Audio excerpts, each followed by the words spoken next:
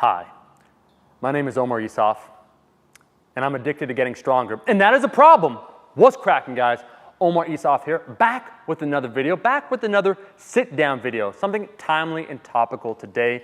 This is a true story. We're not about that clickbait life. Why I stopped doing the flat bench press for the last year. What? Before you continue, young man, what do you want to know? What do you want to know, young man? I want to know. Can you lower your voice?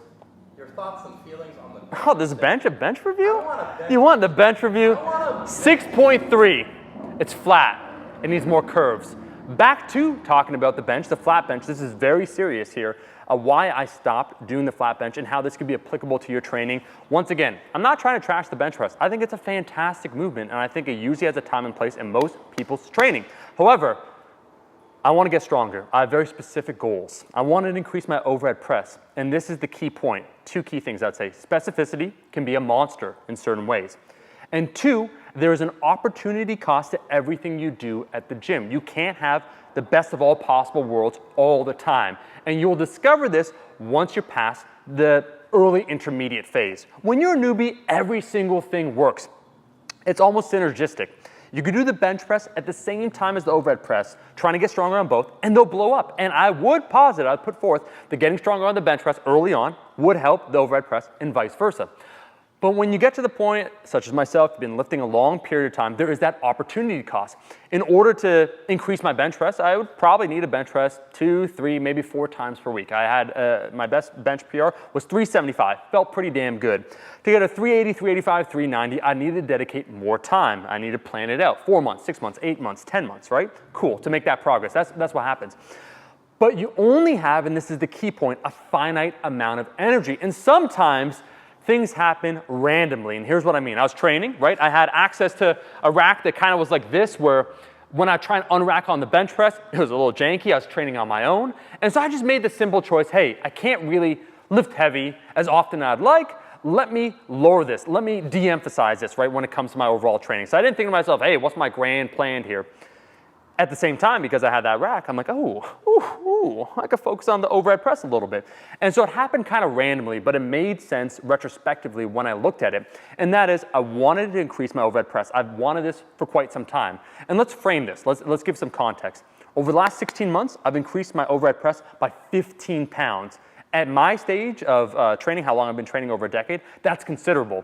But the opportunity cost was me not doing the bench press as often. This isn't to say that doing the bench press that frequently. So 3 to 4 times per week on the bench press and 3 to 4 times per week on the overhead press. Oh man, your muscles are gonna be overworked. You're not gonna be able to recover. It's not really that. It's the mental focus required. And that's why I joked before when I said I'm addicted to getting stronger. There's an element of truth to this, and maybe you can relate to this. As soon as the bench press starts feeling good, I could tell myself, hey, Omar, slow that shit down, player. Like, hey, RPE 7? Look, go ahead. Me, I always want to go fast. I want to hit the PR. Else knows this. So it's dangerous. It's dangerous doing a movement you love because you start dividing your time. We know this from training. Think about every training session you have. You walk in, you got your squats for the day. You're getting hyped up for the squats, right? You got your top single, you got your top set of 5. You're committing a lot of mental energy, and that's why specificity is a monster. If you want to get better at something, the more you do it, the more you have to commit to it. That's why it is a monster. It requires your resources. You think you're going to have the same time and attention for the glute ham raise, your bicep curls, movement number 5, something will suffer. And that is why, on occasion, when you really focus on strength, hypertrophy can suffer a little bit, right? Because you got to make sure you're not exceeding a certain volume threshold. You're not doing too much. You're doing enough singles. And when you enter the gym, you're thinking about that one thing, your top single, your set of 5. And so in the same way, I know myself too damn well. If I'm also trying to get stronger with the bench press, I like to think in probabilities. I'd say there's like a 60, 70% chance I'd be able to increase the bench press and the overhead press at the same time. But I'd say there's like an 80 or 90% chance if I de-emphasize the bench press that I'd definitely be able to hit an overhead press PR. Because what ends up happening, I start getting excited about the bench press. I start also focusing on it.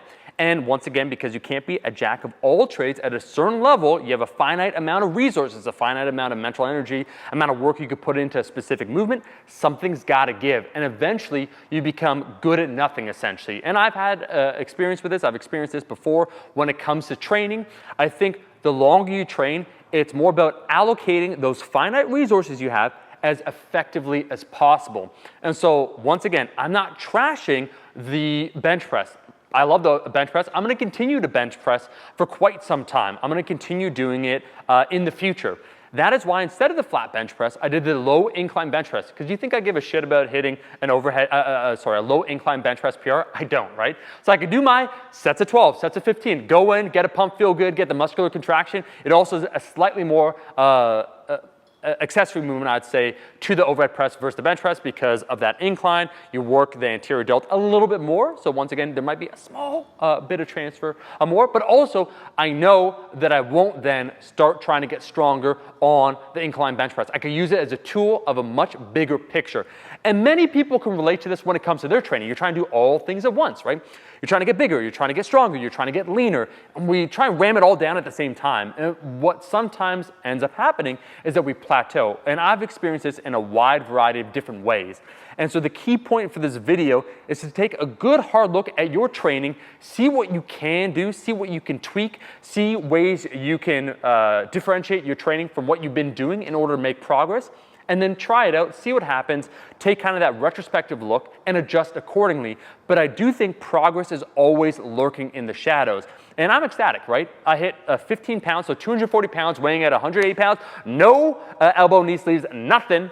So 60 pounds plus body weight on the overhead press. A big goal that I had for quite some time. I want to lift even more than that. And that is why something had to be lost, something I had to choose to lose, something I had to give up, and it was the bench press. At some theoretical point, if I wanted to increase the bench press, guess what? I start emphasizing it again. But like most of us, for most of our goals, they come and go in waves dependent upon what the larger plan is. And that's what I'd say, is that your training wouldn't look the same week to week, month to month, for every single year. Even yearly, it might change, and that is okay. Be adaptive. I mean, we all, over the pandemic, you maybe want to compete in powerlifting, that couldn't happen. You have to make adjustments along the way, and it was basically through randomness, dealing with what I had available, not trying to have a pity party. It was awesome to be able to train. But I mean, just thinking, I don't want to unrack a heavy bench press on a rack that might kill me. So let me make a smart choice here. Let me focus on the overhead press. And I learned a lot along the way. And it just feels good overall to make some progress. So hopefully that makes sense. Hopefully you can see the larger points, how it would actually apply to your training. I'm not saying for you not to do the flat bench press. I am saying if you feel you're in that plateau, take a good hard look at your training, what you're doing, and what you can adjust. I truly feel progress is always lurking in the shadows. Damn, does it feel good to do a long and loose take. Just sitting down on this 6.3 bench press. It's a little too flat for my liking. I like a little bit more of an incline these days. If you like the video, if you want to make some gains, if you want to see some progress, if you want to know what's up, like the damn video. And hey, people might say I'm biased, House, because it does say arching is evil. I'm just saying there's facts out there.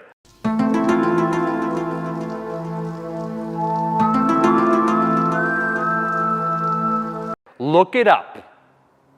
That's it. Thank you for watching the video. If you liked the video, make sure to like the damn video. I'll see all you guys, my rascals, in that next one.